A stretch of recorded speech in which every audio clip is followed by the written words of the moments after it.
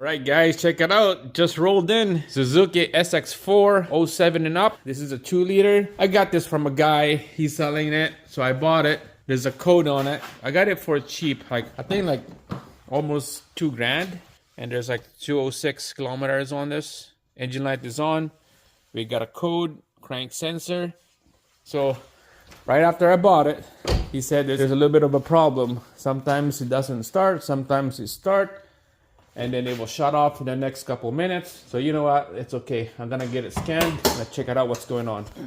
So previous repair, he said that he got the cam sensor replaced already. That would be right here. And then after that, did not fix the problem. And I noticed when I did a little bit of search on this, that crank sensor is down here. This is the connector.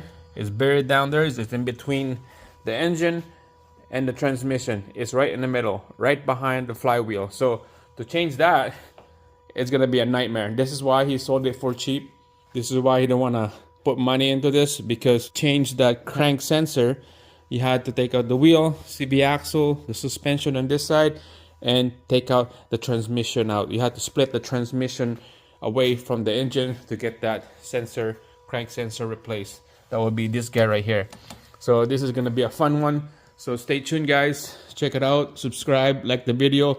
We're gonna be doing transmission removal on this Suzuki SX4, and then we're gonna be replacing this crank sensor. I got a new one already. I got a new sensor came in already. I got this fuel pressure gauge right here just to make sure that, you know, we're barking on the right tree. Make sure that fuel, make sure that it's on spec. 50 psi on this when it's idling, we're good. We got ignition, we got sparks, all 4 spark plugs, we're good.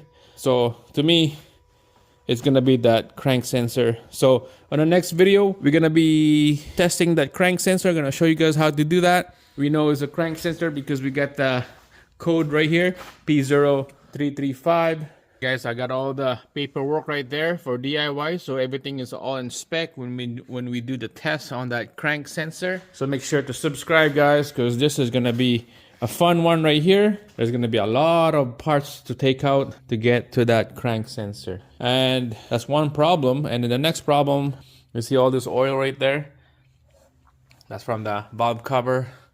We'll take everything up on the top right here, loosen up, take it out, and then we're gonna change that valve cover gasket all around there, and then clean all this up. So we'll do all those 2 problems to get this thing done.